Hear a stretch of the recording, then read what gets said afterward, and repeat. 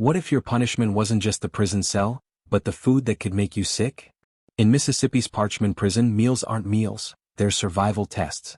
Rotten meat, maggot-filled kitchens, and days without proper nutrition have sparked national outrage and a federal investigation.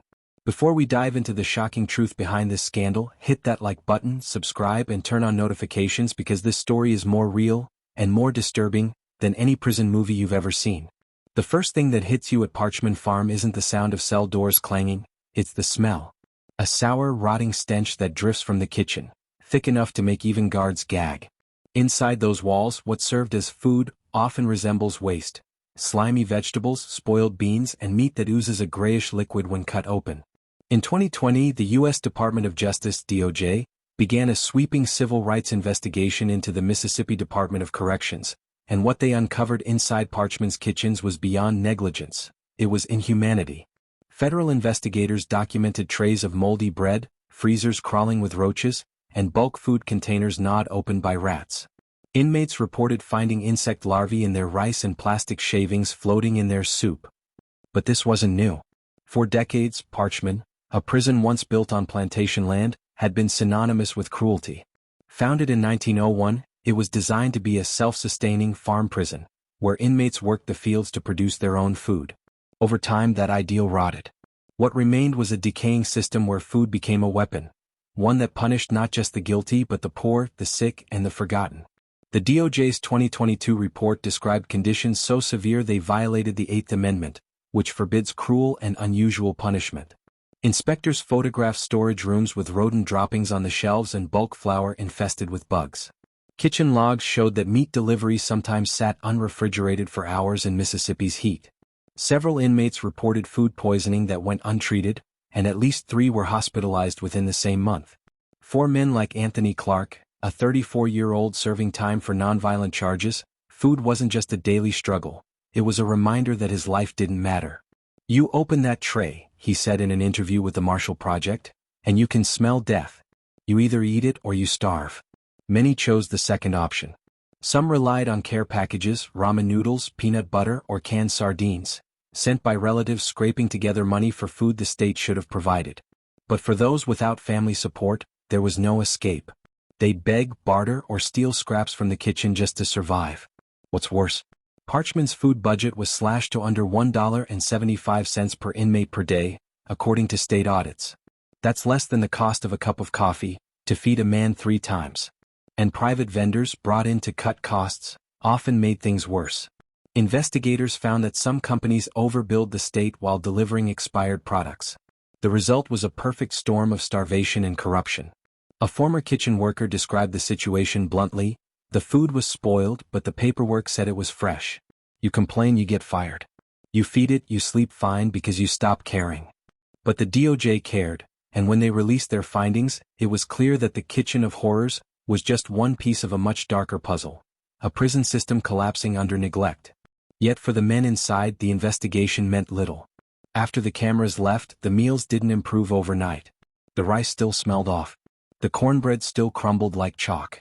And the hunger, both physical and moral, remained. In Parchman, justice doesn't come on a silver platter. It comes cold, stale, and crawling. Behind every tray of spoiled food in Mississippi's Parchman prison lies a paper trail. Invoices, contracts, and signatures that tell a story not of accident but of profit. The deeper federal investigators dug, the clearer it became. This wasn't just neglect. It was business. For decades, Mississippi had outsourced parts of its prison food operations to private contractors, companies that promised to reduce costs and improve efficiency. But cutting costs in prison kitchens meant one thing: cutting the quality of life for the inmates who had no choice but to eat whatever landed on their trays. At the center of these operations was a web of state contracts worth millions, awarded to vendors with histories of complaints, violations, and lawsuits. One major supplier, Trinity Services Group, had already faced multiple accusations in other states, from serving moldy bread in Florida to delivering undercooked meat in Michigan. Yet, Mississippi officials renewed their contracts again and again, citing budgetary savings. Savings for whom? According to a 2019 Clarion Ledger investigation, food costs at Parchman had dropped by over 30% since private vendors took over. But instead of reinvesting those savings into food safety, staff training, or kitchen maintenance, The state diverted funds elsewhere, while inmates paid the price. The DOJ found that many of these vendors skipped basic health standards, using outdated equipment and failing to store food at safe temperatures. Some even falsified temperature logs to pass inspections.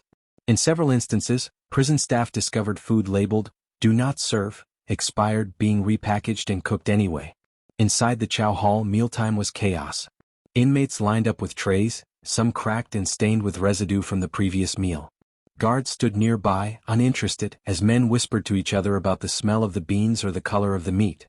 "If you're lucky, you get something warm," one former inmate told NBC News. "If not, you eat fast before the smell makes you sick." But the corruption ran deeper than food. Whistleblowers within the Mississippi Department of Corrections revealed that inspectors often ignored violations after being pressured by superiors. "We were told not to make noise," one former health officer said. "They said, 'These are inmates, not hotel guests.'" That mindset, that prisoners deserve whatever they get, is what turned Mississippi's prison kitchens into laboratories of cruelty. It also created an environment where hunger became a tool of control. Inmates who complained about food were labeled troublemakers. Some were moved to isolation units, where they'd be served even worse meals, or none at all. The DOJ's report described this as a systemic pattern of indifference. Yet for inmates, indifference felt like torture. One inmate, Jerome Dixon, lost nearly 30 pounds in 6 months. "I'd wake up dizzy," he said in a 2022 interview. "I'd eat bread and water to fill my stomach, but it wasn't food, it was just to survive the day." Outside the walls, families tried to help. Relatives pooled money for food packages, sometimes spending over $200 a month just to keep their loved ones from starving. But the prison commissary inflated prices. A small pack of ramen could cost $1.50, a jar of peanut butter $8. 4 families living paycheck to paycheck. This was exploitation wrapped in bureaucracy. And yet, when the state was questioned, the official response was cold: "We meet all nutritional requirements under federal guidelines." That statement was technically true, on paper. But in reality, it was a lie built on data manipulation. Men who were supposed to receive 2,600 calories per day often got half that. Some lost their teeth from malnutrition. Others developed ulcers and stomach infections. When the DOJ compiled its evidence, it didn't just document poor food, it documented a system that monetized misery. Every rotten sandwich and moldy slice of bread represented $1 saved, a contract renewed, a corner cut. The findings were so severe that even national media began referring to Parchman as the hunger prison. Civil rights lawyers compared it to pre-civil rights era chain gangs, calling the food crisis a modern extension of plantation logic. But amid the despair, something was stirring inside. Small groups of inmates began organizing, not with violence but with words. Letters written on scraps of notebook paper began reaching reporters, lawyers, and advocacy groups. They exposed the hidden hunger behind the fences. One of those letters would change everything. It was written by an inmate named Marcus "Slim" Johnson, and it began with 6 haunting words. "We are starving for justice here." The letter that would shake Mississippi's prison system to its core began as a desperate act. A scrap of lined paper smuggled out of a cell, hidden inside a Bible sent home to Marcus "Slim" Johnson's sister in Jackson. Marcus had been at Parchman for 5 years, serving a sentence for burglary. But what he witnessed inside wasn't punishment, it was starvation disguised as justice.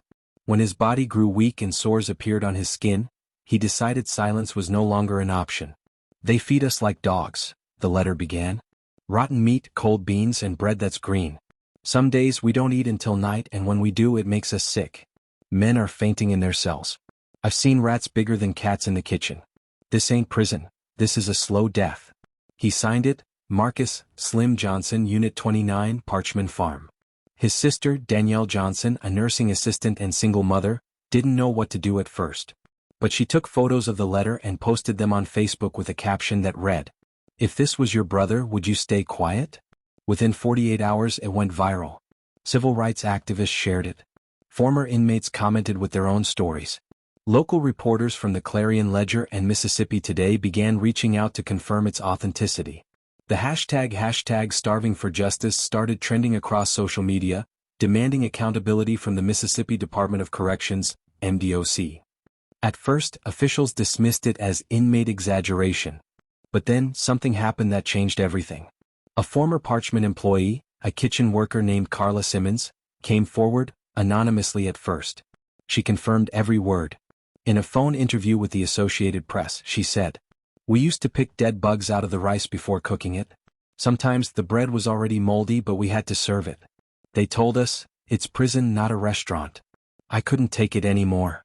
The DOJ's findings, already in progress, suddenly had faces, names, and voices. National outlets like the New York Times and CNN began investigating the conditions, quoting Marcus's letter directly. Overnight, Parchman wasn't just a Mississippi story, it became a national scandal. In Washington, lawmakers started paying attention. Congressman Benny Thompson, who represented parts of Mississippi's Delta, called for an immediate federal review. "The Eighth Amendment is not suspended at the prison gates," he declared. "No human being should be fed rotten food and left to die from neglect." Inside Parchman, word of the letter spread like wildfire. Inmates began chanting "starving for justice" during mealtimes. Some refused to eat entirely, starting a hunger strike that lasted for weeks. Prison officials retaliated, transferring Marcus to solitary confinement for inciting unrest. Solitary in Parchman wasn't a room, it was a tomb. A 6x9 concrete box with no window, no bed, and no sound except dripping pipes. The light stayed on 24 hours a day. Meals were worse than ever, small portions of watery grits and stale bread, shoved through a slot. But even there, Marcus wrote. He scratched his next letter on the back of a disciplinary notice with a dull pencil stub. "They can lock my body but not my hunger for truth." When that letter reached his sister, she sent copies to every media outlet she could find. Within a month, major human rights organizations, the ACLU, Southern Poverty Law Center, and Human Rights Watch, joined forces to pressure Mississippi into action. By 2022, multiple lawsuits were filed against the state, citing inhumane food practices and deliberate indifference. One case referenced Marcus's letter directly as Exhibit A, physical proof of ongoing cruelty. The Department of Justice's Civil Rights Division released an interim statement confirming that Parchman's food operations violated federal law. The report described filthy kitchens, non-functional refrigeration, and gross contamination, concluding that the prison's practices pose an immediate threat to inmate health and safety. But even as the outside world reacted, the inside world grew darker. Prison administrators doubled down. Kitchen staff were told to stop talking to reporters. Inmates caught sharing letters risked losing visitation rights or being moved to harsher units. Still, the truth couldn't be silenced. The letter had left the walls. It was read aloud on the floor of the Mississippi State Capitol. It was printed in the Washington Post. It even appeared on a mural in Jackson, a black and white portrait of Marcus Johnson under bold red letters. "Starving for justice." The story of one man's hunger had turned into a movement. But movements, especially those born behind bars, always face retaliation. And soon the state would respond, not with reform but with force. When the world's eyes turned toward Parchman Prison, Mississippi's Department of Corrections didn't seek reform, it sought control. Inside the barbed wire fences, the air thickened with tension. Guards whispered about orders from Jackson. Warden Timothy Kane, a man known for his no-nonsense demeanor, gathered his officers in the mess hall one morning and said flatly, "We're not running a circus here. Anyone stirring trouble, inmate or staff, will face discipline." By trouble, he meant Marcus Johnson's movement. The hunger strike that began with a handful of men refusing trays had grown into a full-blown protest. Dozens of inmates across multiple units refused food for days at a time, demanding cleaner kitchens, proper nutrition, and oversight from outside inspectors. They called it the Starving for Justice protest, echoing Marcus's words from solitary. But prison systems are built to suppress noise, not amplify it. The first move came quietly. The commissary, where inmates could buy packaged food, suddenly ran out of stock. The ramen, peanut butter, and tuna they relied on disappeared. Hunger strikers were hit hardest. Within a week, several fainted in their cells. One man was rushed to the infirmary after collapsing from dehydration. Then came the punishment cells. Those identified as organizers, or simply suspected of encouraging others, were transferred to Unit 32, an abandoned segregation block once condemned for its filth.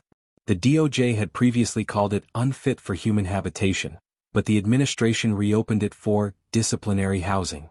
Marcus Johnson was among the first moved. His cell was pitch dark, reeking of mildew. The mattress was soaked from a leaking ceiling. Water trickled down the walls, pooling near the drain. It felt like a punishment designed to break the soul, one inmate later told Mississippi Today. Guards confiscated writing materials.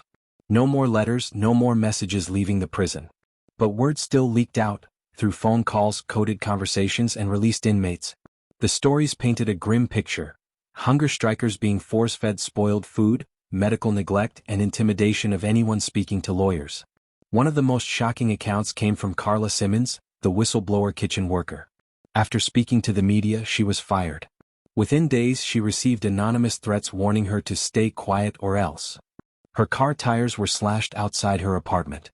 "They wanted me scared," she later told The Guardian, "but I was already too disgusted to be scared anymore." Meanwhile, outside the prison, public outrage was swelling. Protesters gathered at the Mississippi state capitol carrying signs that read "Food is a human right" and "Parchman equals cruelty." Civil rights lawyers filed an emergency motion to compel MDOC to allow independent inspections. The state responded with denial.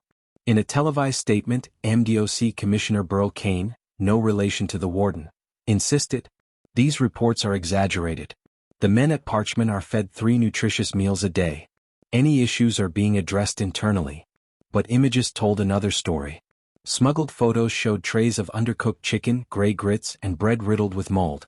One photo, shared by a former inmate's family, showed a metal food cart covered in flies. It went viral overnight. Behind the scenes, the Department of Justice ramped up its investigation, this time focusing not just on kitchen conditions but on retaliation against inmates.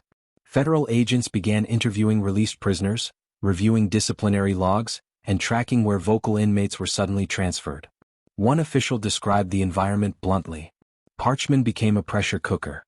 They weren't fixing the problem, they were trying to bury it. But even buried, truth has a way of rising. A leaked internal memo from an MDOC staffer reached the press, revealing that prison leadership had knowingly reopened condemned units to segregate agitators and had authorized limited food rations for certain inmates. That memo became explosive evidence in ongoing lawsuits, proving deliberate retaliation. When the ACLU of Mississippi released the memo publicly, national outrage hit a boiling point. News anchors debated it on primetime television. Federal officials demanded accountability. And families, the mothers, sisters, and wives of inmates, formed a coalition known as Voices from the Inside, marching through Jackson holding photos of loved ones. Danielle Johnson, Marcus's sister, became one of the most visible leaders.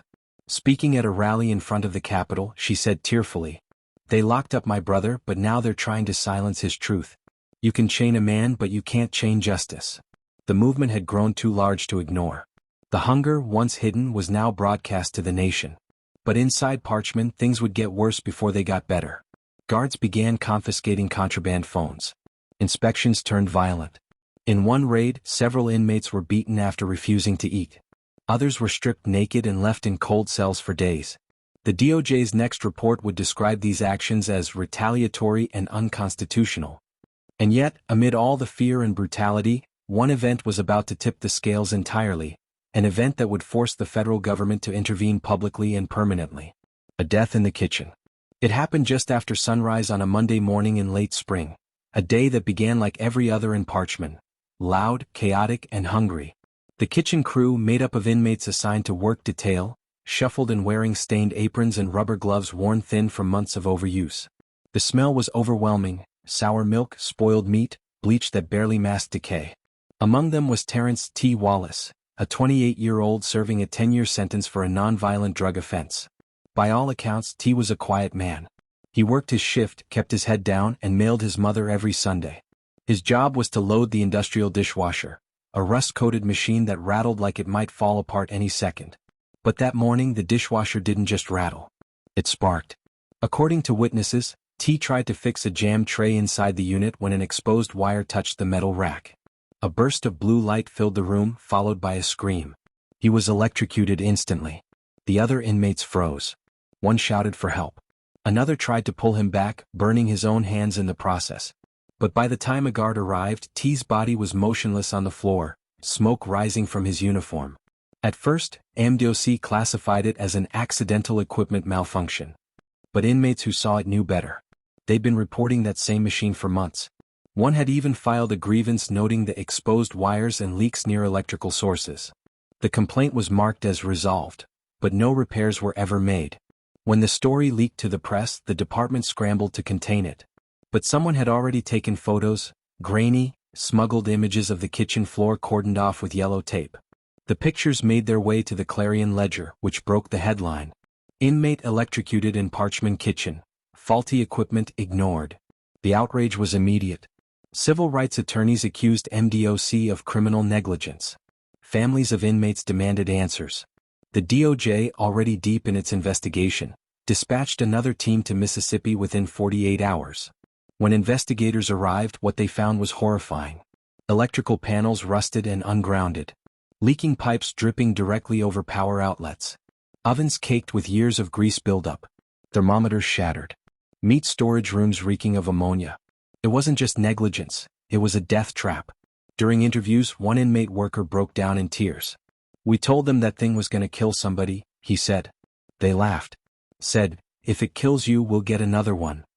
The DOJ's interim findings, released weeks later, confirmed what everyone feared. Parchman Prison had violated multiple federal safety codes, ignored repeated warnings, and failed to provide even the most basic worker protections. T. Wallace's death was preventable, a direct result of systemic neglect. But there was one more layer of tragedy. T's mother, Martha Wallace, received the news 2 days after his death, not from the state but from another inmate who called her collect. "The officer said they'd send a statement," she told NBC News, "but what I got was a lie. They said he collapsed during work. My son didn't collapse, he was killed by their carelessness." Her words echoed across national television. And for the first time, even politicians who had stayed silent began demanding accountability. Senator Cory Booker cited T's case during a Senate hearing on prison reform, calling it a symbol of what happens when we turn justice into indifference. Within weeks, T's death became the flashpoint that forced Washington's hand. The U.S. Department of Justice issued an emergency order compelling Mississippi to implement immediate corrective measures. They demanded third-party inspections of all prison kitchens, independent oversight of MDOC contracts, and federal monitoring of inmate health and nutrition standards. For the first time in Parchman's history, federal inspectors were allowed to roam the grounds unannounced. Cameras documented everything: rats scurrying across flour sacks, slimy meat thawing on floors, and refrigerators registering over 60 degrees Fahrenheit.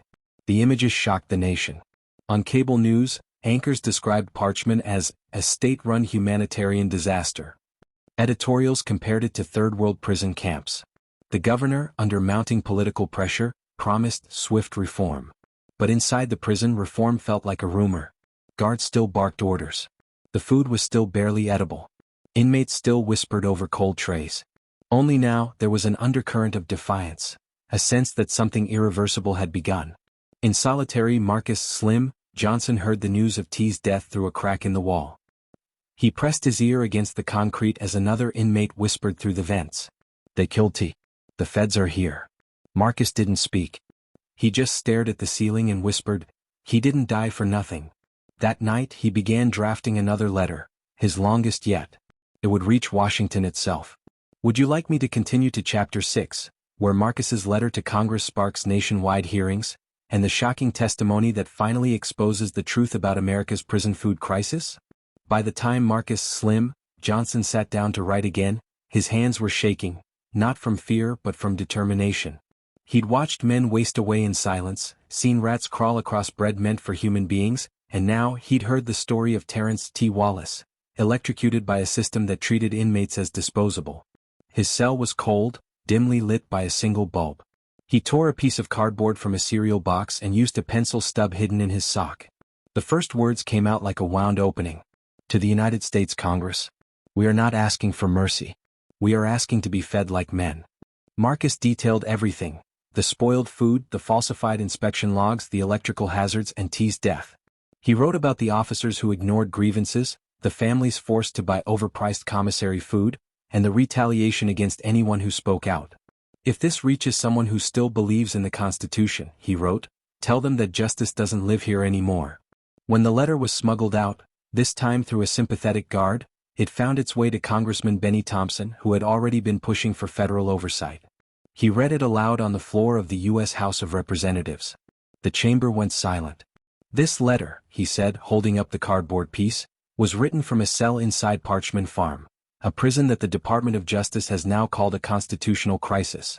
These are not animals. These are Americans. And they are starving for justice. The moment was televised nationwide. Advocacy groups flooded Washington with petitions demanding reform. Senator Cory Booker and Senator Dick Durbin introduced a resolution calling for the Federal Prison Food Reform and Accountability Act. It proposed nationwide oversight of prison food vendors, mandatory inspections and penalties for state systems that violated safety or nutritional standards. During the hearings that followed, witnesses gave testimony that stunned even hardened lawmakers. Former kitchen worker Carla Simmons described food crawling with maggots. Released inmate Jerome Dixon told Congress how he lost 40 pounds in 6 months. And when T. Wallace's mother, Martha, took the stand, her trembling voice broke millions of hearts watching at home. "My son wasn't sentenced to die," she said softly. "But the food, the filth, the neglect, that's what killed him. They said he was an inmate. But before that he was my boy." The committee room went silent again. Even the most skeptical lawmakers couldn't look away. Within months, Mississippi agreed to federal oversight of Parchman's food services. Independent health inspectors were placed on site. Contracts with private vendors were re-evaluated. Millions were allocated to repair and modernize kitchens statewide. The DOJ's final report in 2024 declared that Mississippi had violated the constitutional rights of its inmates through sustained neglect and deliberate indifference. Marcus never saw the hearings. He was still inside, but word reached him through the prison grapevine. Congress had quoted his letter, and the bill, the very first Federal Prison Food Reform Act, had passed committee review. That night the chow hall served real chicken, fresh, seasoned hot. It wasn't perfect, but it was the first meal in years that didn't taste like punishment. Marcus took one bite, looked around at the other men and smiled faintly. "This," he whispered, "is what change tastes like." What began as a single letter from a dark cell at Parchman Prison became a national reckoning. The case of starving for justice forced America to confront a painful truth, that cruelty isn't always loud. Sometimes it's served quietly on a tray. Inmates are human beings, protected by the same constitution as everyone else. The fight for dignity behind bars is far from over, but Marcus Johnson's words remind us. You can chain a man's body but not his truth. Before you go, like this video, subscribe to the channel and turn on notifications so you never miss another real, fact-based story from inside America's justice system.